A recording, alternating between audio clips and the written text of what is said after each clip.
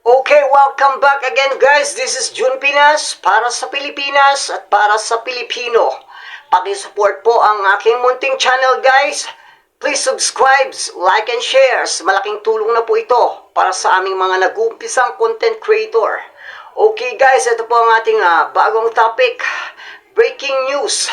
PP Sara Duterte, sumobra naman yata ang kapal ng mukha sa pambabaliktad sa ating Pangulong Bongbong Marcos. Hindi raw po ito umano nagtatrabaho at hindi raw po umano nagtatrabaho ang buong administrasyon. Okay guys, ito pong videos na ito ay aking kiniklaim originally kay Attorney Bunyog and Surecto. Maraming salamat po. Ito po, panoorin na po natin. O ito, sabi ni Sara, hindi raw nagtatrabaho si PBB. Ang buong gobyerno daw hindi nagtatrabaho. Ang tindi naman. As expected, kasi hindi naman nagtatrabaho yung buong administrasyon lalong-lalo na ang Pangulo. Kaya nga sabi ko pag ikaw Pangulo ka na, hindi mo na iniisip kung anong sinasabi ng mga ordinaryong mamayan. Hahabulin mo pa ba yung mga nasa social media, nasa Facebook, na naglalabas ng kanilang mga sentiment. hinaing, mga galit nila, hindi na. Ang dapat na ginagawa mo, tinututukan mo yung trabaho mo. At pag hindi mo tinutukan yung trabaho mo, ganyan yung nangyayari. Mataas ang unemployment, nangungutang tayo ng nangungutang. Ang tindi mo naman, Sara. Ikaw yung hindi nagtatrabaho eh. Hindi sa totoo lang. Siya yung hindi nagtatrabaho eh. Di ba? Oh, sino ba yung biyahe ng biyahe? Halos nauubos na lang ang oras ka biyahe. Oh, sa halos naikot na yung iba't ibang mga bansa sa mundo. Oh, si Sara Duterte yun. Pagdating naman sa Pilipinas, wala naman siyang nagagawa mag-attend ng mga graduation. Anyway, pero sobra naman kung makakaano siya. Ang sabi ni Sara, hindi naman daw nagtatrabaho si PBB. Hindi naman. Masipag naman si PBBM. Ako hindi naman ako loyalist eh. Hindi naman ako Marcos loyalist. Pero masipag naman si PBBM. 'Di ba? Umiikot sa iba-ibang lugar ng Pilipinas. O nagbibigay ng tulong sa mga tao. Yan, sa bagay na yan, hindi mo naman yung sipag ni Pangulong Marcos kay ikot, ay makikita mo rin eh. Kaya ano naman tong sinasabi ni Sara, matindi naman. Sabi kasi ni Sara, hindi raw nagtatrabaho. Hindi raw nagtatrabaho. Siya yata ang hindi nagtatrabaho. Parang ang pinapatungkulan niya hindi nagtatrabaho siya. Si PBBM, nakikita naman natin. Halos dito nga sa Bicol, nakailang balik-balik na dito. Sa Camarines lang, nakailang balik na yan.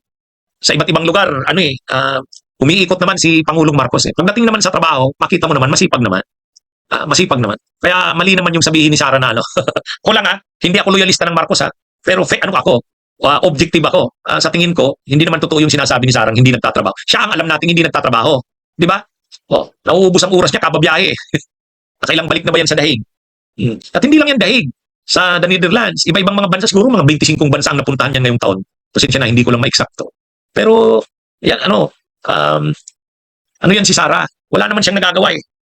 Kaya nga marami ang nagre-react kay Sara. Pero siya pa ngayon yung may ganang magsabi na walang nagagawa o hindi nagtatrabaho ang administrasyong Marcos. Ang buong administrasyon pa daw Sabi niya, sa totoo lang, hindi naman nagtatrabaho ang buong administrasyon. Ano yan? Masyadong naman yan. Siya yata yung hindi nagtatrabaho eh. Siya yung kaya na lang sa kanya galit sa kanya si Yussi Claire Castro. Dito kay Sara kasi kung makapagsalita si Sara, talagang wagas. Akala mo, napakasipag niya. Kaya pag nakakarating kay Yussi Claire Castro yung mga sinasabi ni Sara, pag ini-interview ng media at hinihinga ng reaksyon si Yussi Claire Castro, talagang galit eh. Hindi naman nagtatrabaho yung buong administrasyon lalong-lalo na ang Pangulo. Kaya Binadata na naman ni Vice President Sara Duterte si Pangulong Bongbong Marcos. Hindi raw nagtatrabaho kaya mataas ang unemployment rate pati ang utang ng Pilipinas. Welta naman ang Malacanang. Nakita niyo po kung gaano po magtrabaho ang Pangulo. Ngayon, nandito siya, abalang-abala ang Pangulo sa ASEAN Summit. Ang Vice Presidente nandoon po sa ibang bansa at nagbabakasyon. Lumaki ang utang dahil naman na po ni Pangulong Marcos Jr. ang napakalaking utang na nakuha ni dating Pangulong Duterte. Hindi nga siya marunong gumamit ng computer. So mukhang hindi siya marunong mag-research kung ano ba ang nangyayari sa kasalukuyan. Hindi rin pinalampas ng palasyo ang patutsyada ni VP Sara na kulang sa pansin si Yussi Castro.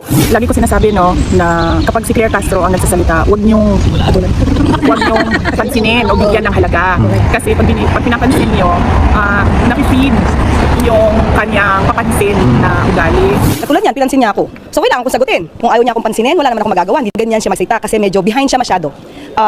May kasabihan nga tayo, di ba? Yung the brain operates on a use it or lose it principle.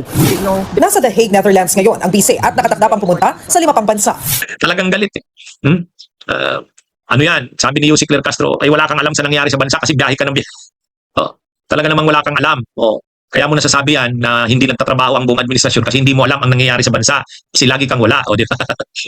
Ganun katindi yung ano eh, yung mga sabi ni Yussi Claire Castro eh, laban dito kay Sara Duterte. Lalo na yung pagkomentaryo na yan ni Sara na pinapalabas kasi yan ni Sara Duterte, tamad ang Pangulong Marcos, hindi nagtatrabaho, walang accomplishment daw. Ay mukhang ano naman, hindi naman totoo yun. Please subscribe, like, and share para ma-notify po kayo sa aking mga susunod na video. Thank you so much po. God bless.